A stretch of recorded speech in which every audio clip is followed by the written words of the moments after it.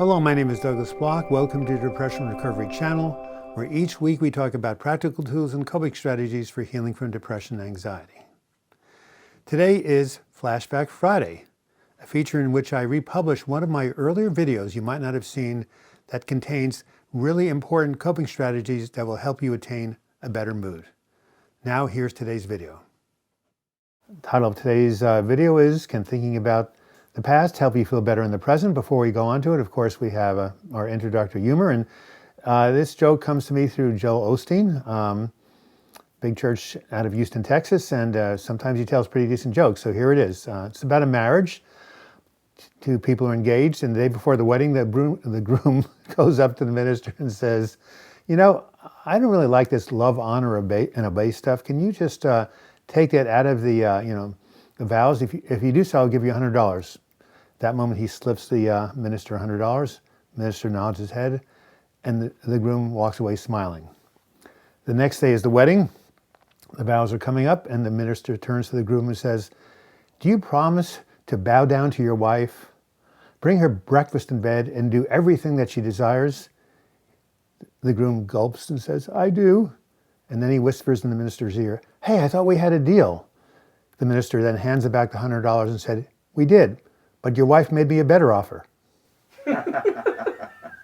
Anyway, there's no laughter here because nobody's sitting here except the two videographers, but my group liked it. All right, so let's go back to our title about feeling better in the present because of thinking about the past. Well, this seems kind of nutty because how many times have we talked about rumination and depression? When depressives ruminate, they think about the past, the mistakes they've made, things that have gone wrong, and they just, rehash it over and over again.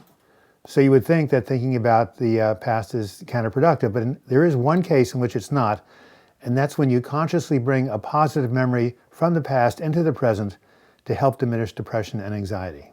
For example, the other day I was at the hospital getting ready to receive an intravenous infusion of antibiotics for a recurrent case of cellulitis. Sat down, nurse said, okay, we're going to start. And she took out a large needle to start the, put a line in for the IV. Now, I've always been afraid of needles, horrified of needles. So as soon as I saw her take up that needle, I tensed up. And seeing that I was really tense, she said, it's okay, Douglas, it's going to be okay. Just go to that happy place. As the nurse said those words, my mind suddenly drifted to the memory of a warm, sunny day 2 years ago when my best friend Stuart and I spent a lovely afternoon at Cannon Beach on the Oregon coast. I felt the warmth of the sun on my face. I saw and heard the crashing of the waves and the songs of the seagulls. I smelled the salt air. I picked up a handful of grains of sand. In my hands, I just felt them sifting through my fingers. I could taste that chocolate truffle that was melting in my mouth. Douglas, come back to reality. I was somewhere else. Oh yeah, well, okay, so as you can see, having a vivid memory about the past literally brings you into a different state of consciousness. And that's because the mind cannot tell the difference between something that's real and something that's imagined. That's why Olympic athletes practice something called visual rehearsal. For example, the pole vaulter pictures himself running down the path and vaulting over the bar, and he does this enough times, it actually enhances his performance. That's why many people who shoot foul shots, basketball players, will go like this. They'll close their eyes, they'll imagine themselves shooting the ball and seeing it go swish. Again, they do that enough times and their shooting improves.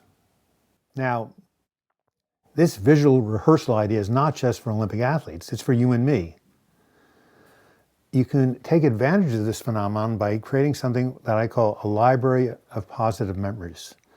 So what you do is you just take a moment to think about some sort of time in the past where you were happy, vibrant, calm, and peaceful. Where were you? What were you doing?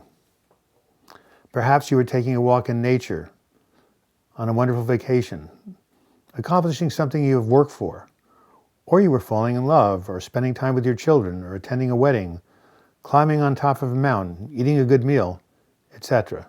Something will come up for you. If any happy memory came up for you, you might want to take a moment, just pause the video, and then write it down in as much detail as you can. Try to use all 5 senses: sight, hearing, touch, taste, and smell. After you have written your experience down, take some time to relive it as many times as you can, because it will more easily allow you to bring it up to memory. And you can do something else. As you're, again, reliving the experience, take your hand and make a gesture like this. Touch your finger to your nose or another part of the body. Then in the future, when you're in a painful place, make that same gesture, and it will allow you to more easily bring up the experience into consciousness. As you practice this, think of it as a positive escape, as a way to stimulate your brain to bring up the chemicals that are associated with pleasure and joy. This has been Douglas Bloch. I hope you found the information on this Flashback Friday video helpful. If so, please give it a like, as likes draw more and more people to this channel, and hopefully some more subscribers. You can also leave your comments in the comments section or email me, douglasbloch@gmail.com. If you do want to subscribe to this channel, click on my photo in the closing credits. You'll be taken to my subscribe page. And if you click on the bell to the right, you'll be notified every time I do a new video or live chat. And if you want to contribute to this channel and become a patron, simply click on the Patreon image. You'll be taken to my crowdfunding site. And until next video, I wish you the best in your mental health recovery. Thank you so much.